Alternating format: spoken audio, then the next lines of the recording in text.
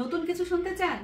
আমিও আপনাদেরকে নতুন কিছু শোনাতে চাই। বাংলাদেশ থেকে আসা হিমসাগর আম সৌদি আরবে আমার ঘরে পৌঁছে গেছে। এই তো সবাইকে জমা মুবারক। একবারে রানের মাংস আনছি তো, এই জায়গার হাড্ডিগুলো দেখো কত করের মাংস। আল্লাহ আল্লাহ, এই জন্যই তো আমার ছেলে বলে মা 12টা বাচ্চা এখান থেকে একটা বাচ্চা আমাকে নিয়ে দাও। কিভাবে রক্তাক্ত হয়েছে, আবার আমাকে বলে টিস্যু দিতাম। আসসালামু আলাইকুম, সৌদি আরবের নতুন ভিডিওতে সবাইকে স্বাগত। তো আল্লাহর দরবারে লাখ লাখ শুকরিয়া যে আল্লাহ আমাদের সুখে রেখেছেন। মাত্র 27 বছর বয়সে অনেক সুখবর পেয়েছি। এর মধ্যে কিছু কিছু খবর আছে যেগুলো শুনে এবং পেয়ে আমরা খুবই আনন্দিত। তো আজকে সারাদিন কি কি করলাম এবং কিভাবে আরো একটা নতুন দিন পার করলাম সবকিছু জানতে হলে আমাদের সাথেই থাকুন। তো আমাদের সকাল শুরু হয়ে গেছে, এখন সময় হচ্ছে সকাল 9টা। সামনে রয়েছে মিল্ক আর রয়েছে চকোস। রেডি, সকালের নাস্তা খুবই সহজ। কে খাবে গো? এই যে আমার বাপজান, সে এখন চকোস খাবে সকালের নাস্তায়। খাও।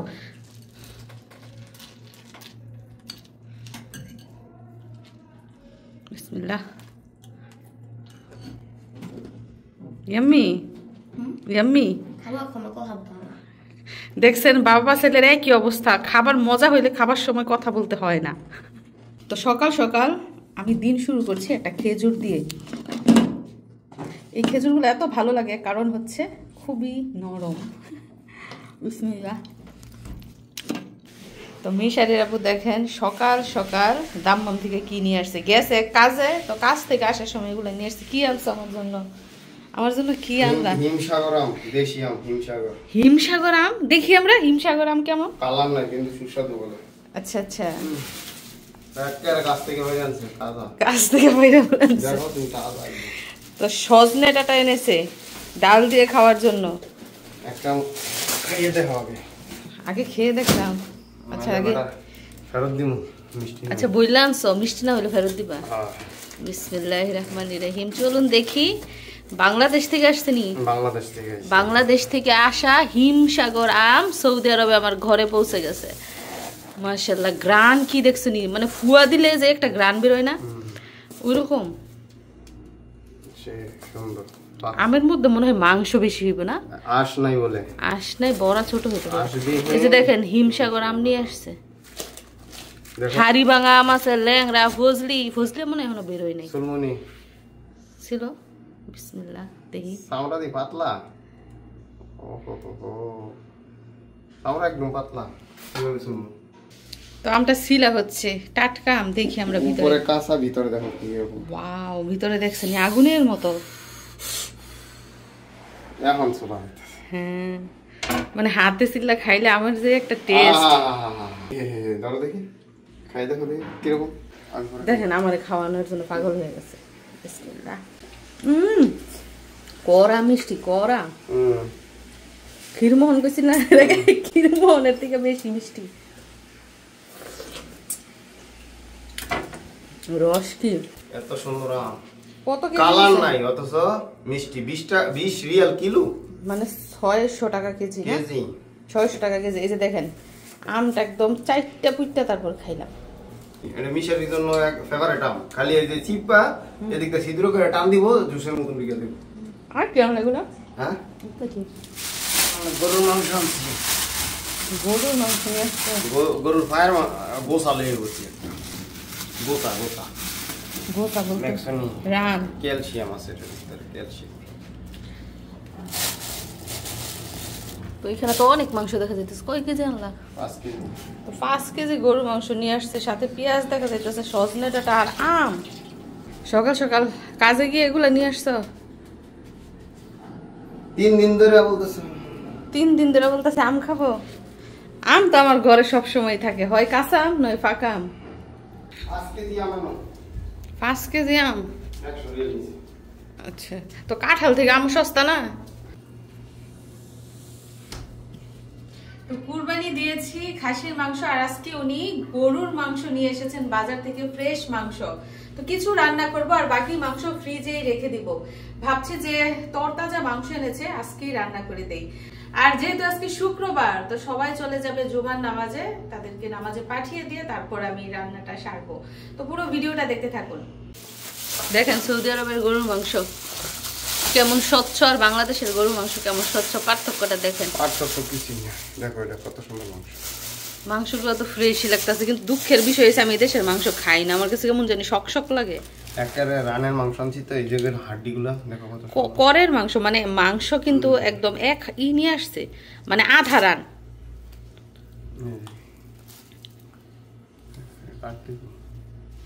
কাটবা কিভাবে? না যাই হোক, এখন মাংস প্যাকেট প্যাকেট করে রাখা হচ্ছে।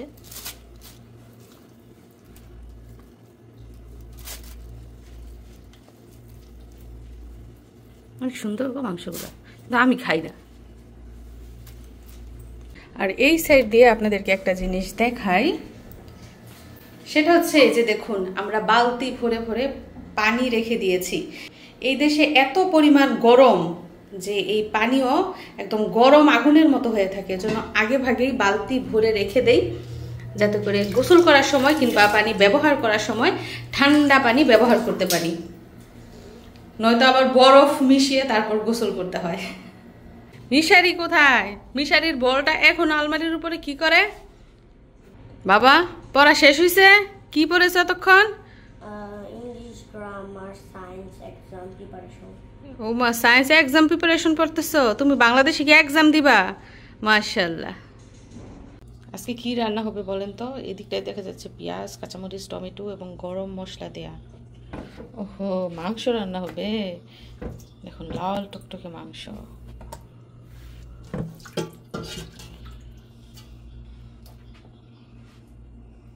তো এদিকে আমি রান্না বসিয়েছি, আর এদিক দিয়ে মিশারি, ওই তুমি দেখি সবার আগে রেডি। জুমা মুবারক। বাবা টুপি কোথায়? হারিয়ে গেছে, আল্লাহ রে, আর একটা টুপি আনতে হবে। এই ঘরে লাইটটা জ্বালাই দাও, লাইটটা চালাও বাবা। ওরে তুমিও রেডি? তাহলে আজকে জুমার দিন না বাবা গো? আমাকে পাপ্পি দিতে ভুলে গেছো। মাশাআল্লাহ, বাবাকে একটা পাপ্পি দাও, জুমার দিন বাবাকেও পাপ্পি দিতে হয়। মাশাআল্লাহ। কি করো তোমরা? জুমায় যাওয়ার আগে ফুটবল খেলবা নাকি?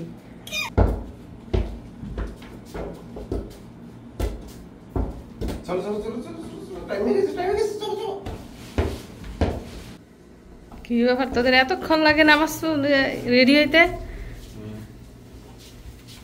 এই তো সবাইকে জমা মুবারক দাও।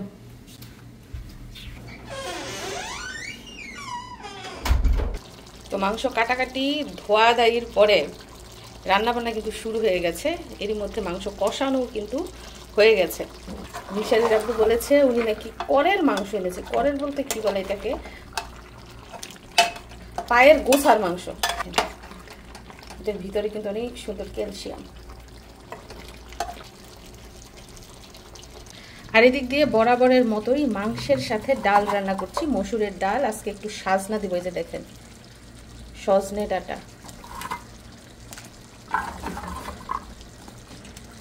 বিদেশে যারা ব্যাচেলার আছে তাদের মধ্যে অনেকেই দেখবেন ডালের মধ্যে বাগার দেয় না, মানে একবারে সবকিছু দিয়ে বসিয়ে দেয়।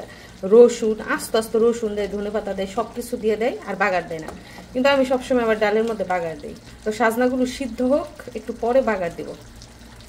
হাল্লা রে, পানির বোতল নিয়ে ঘুরতেছে আমার বাবাই গরমে। আজকে কি ফ্রাই করা যাবে? ডিম তো এটা নর্মাল টেম্পারেচার। যাও এসে নিচে গিয়ে বসো। সবাই গরমে টায়ার্ড। কি হয়েছে মিশারি, রাগান্বিত কেন? মসজিদে বসে বসে নখ কামাইতে নিছিল। কেন, কিসের টেনশন মসজিদে? আল্লাহ, করা কথা বলছে। শোনো, জুমার নামাজ থেকে আইসা মনটা ফ্রেশ রাখতে হয়, হাসি খুশি থাকতে হয়। বাবু তুমি তো আমাকে পাপ্পি দাও না, তাড়াতাড়ি এদিকে আসো। সালাম দাও আগে, তারপর পাপ্পি দিবা। আসসালামু আলাইকুম। ওয়ালাইকুম আসসালাম আম্মা জান।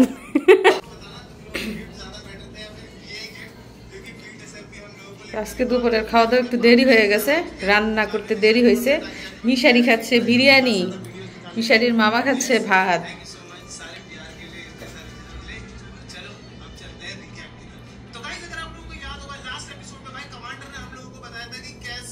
মিশারি খাইয়ে দেবো না নিজের হাতে খেতে পারবা?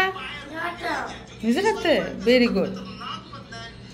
বিরিয়ানি হইলে নিজের হাতে খায়, তরকারি দিয়ে খাইতে পারে না।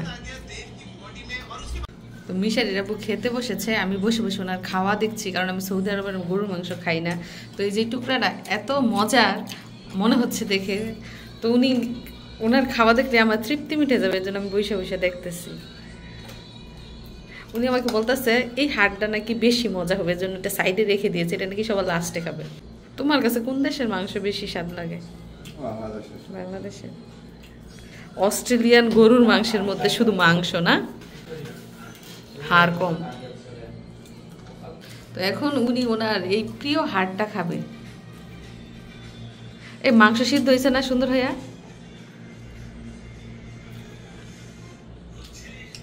ভিতরে ক্যালসিয়াম আছে না?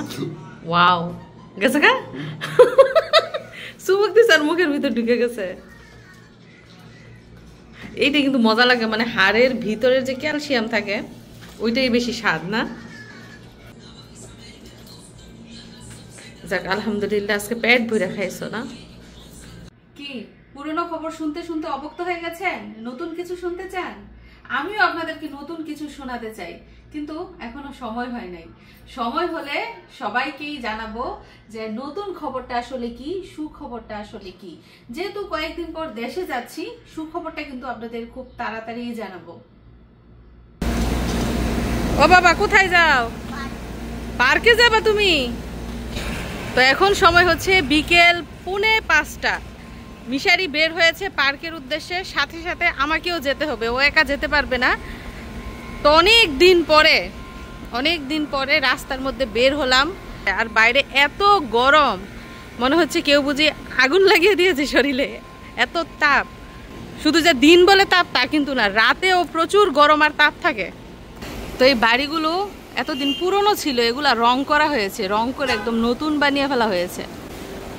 যাই হোক, আমরা কিন্তু পার্কের কাছাকাছি চলে এসেছি। ওই যে দেখেন মসজিদ দেখা যাচ্ছে। তো আমাদের বাসা থেকে হেঁটে গেলে মাত্র 2-2.5 মিনিট সময় লাগে পার্কে যেতে। কি বাবা, গরম শুরু হয়েছে? আরেকটা বিষয় হচ্ছে, দিনের বেলা রেস্টুরেন্ট কিংবা কফি শপ কিন্তু সবই বন্ধ থাকে, সন্ধ্যার পরে এগুলা খুলবে সব। কি রোদের তাপ দেখেন, একটা গাছও নাই যে গাছের ছায়ার মধ্যে একটু দাঁড়াবো। তো হাঁটতে হাঁটতে আমরা মা ছেলেরা কিন্তু পার্কের মধ্যে চলে এসেছি, লোকাল পার্কে। তবে দুঃখের বিষয় কি মিশারি, একটা মানুষও নাই, একটা বাচ্চাও নাই। এত রোদ আর গরমের কারণে কোনো বাচ্চাই বাসা থেকে বের হয় নাই আর খেলতেও আসে নাই। দেখছেন পুরো এলাকা ফাঁকা। দিন থেকে রাতে চলাচল বেশি এই জায়গায়, আর আসরের আজান দেয়া শেষ, এরই মধ্যে আসরের নামাজও শেষ। বাতাস আসছে না বাবা হালকা হালকা? আরও একটা দুঃখের সংবাদ হচ্ছে, কিছুদিন আগে যে গাছগুলোতে খেজুর দেখে গেছি না, খেজুরের ছোট ছোট গুটি বেঁধেছে, একটা খেজুরও নাই গাছের মধ্যে, দেখছেন? এগুলো সব কেটে ফেলে দেওয়া হয়েছে, কারণ হচ্ছে খেজুর ঝরা শুরু করবে। তো গাছ থেকে খেজুর ঝরে মাটিতে পড়লে এরিয়া নোংরা হয়ে যাবে, আর নোংরা হওয়ার কারণেই কিন্তু সব গাছের খেজুর কেটে ফেলে দেওয়া হয়েছে। আর যদিও এদেশে খেজুর উৎপাদন করা হয় মাজরাগুলোতে, আলাদা জায়গা আছে, আলাদা নির্দিষ্ট জায়গা আছে খেজুর উৎপাদনের জন্য, খেজুর চাষের জন্য। ওই সব জায়গায় মূলত খেজুর গাছ লাগিয়ে খেজুর চাষ করা হয়। তো মিশের একটা জিনিস দেখাচ্ছিল, এই যে বিড়াল, এই বিড়ালের কয়টা বাচ্চা ছিল? 12টা পাগল, এই বিড়ালের নাকি 12টা বাচ্চা ছিল। ও শুধু বলে মা আমি বাচ্চা নিবো এখান থেকে, বাচ্চা নিয়ে বলে পালবো। কোথায় বাচ্চা? এটা দিয়ে সিঙ্গেল মাদার। হ্যাঁ, সব বাচ্চা নিয়ে গেছে সবাই। ও দেখেন, সত্যি তো বলছে মিশারি, আল্লাহ আল্লাহ। এই যে দেখেন কয়টা বাচ্চা বেরোইছে, 1টা 2টা 3টা 4টা 5টা, এইখানেই তো 5টা, ভিতরে আরো আছে। আল্লাহ আল্লাহ, এই জন্যই তো আমার ছেলে বলে মা 12টা বাচ্চা, এখান থেকে একটা বাচ্চা আমাকে নিয়ে দাও। আর দেখেন এই যে এখানে তার দিয়ে বেড়া দেয়া, কাটা তার দিয়ে বেড়া দেয়া, এটার ভিতরে কেউ যেতে পারে না। বিড়াল এটার ভিতরে ঢুকে গেছে, প্রোটেকশনের মধ্যে আছে। কি আনছে তোমার মামায়? কি এটা রে বাবু? পিৎজা আজকেও? মিশারি কি মনে মনে ভাবছিল পিৎজা খাবে? ইনসিডেন্টলি হয়ে গেছে না? আজকের পিৎজাটা একটু ফুলা ফুলা লাগতেছে না বেশি? আর এগুলোর মধ্যে দেখেন আপনাদের একটা জিনিস দেখাই, যে লবণ, মানে লবণের মতো গুঁড়া গুঁড়া। তুমি পিজ্জা নষ্ট করছো? আমি নষ্ট করেছি? বিসমিল্লাহ।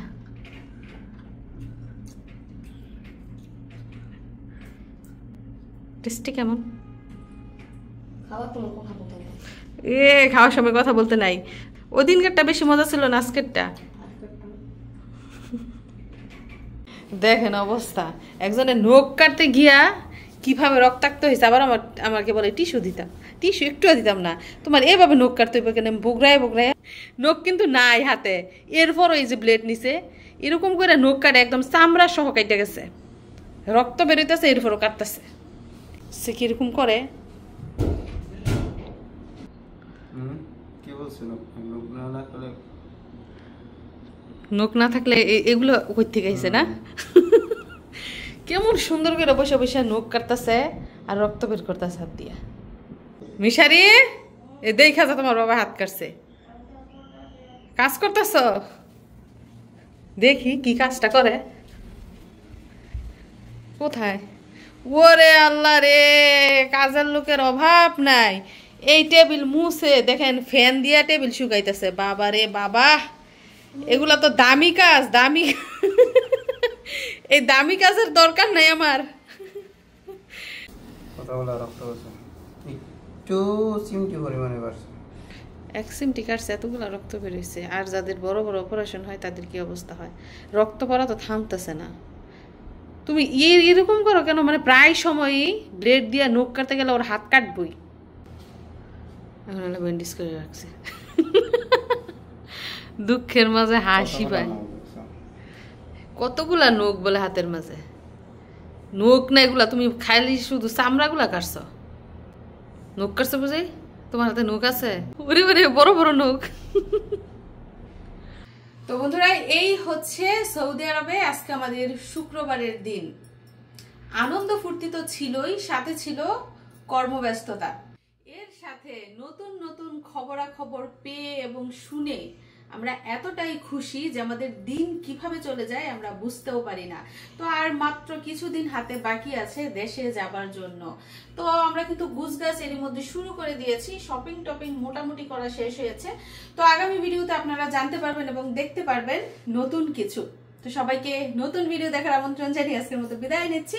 ভালো থাকবেন সবাই, আল্লাহ হাফিজ।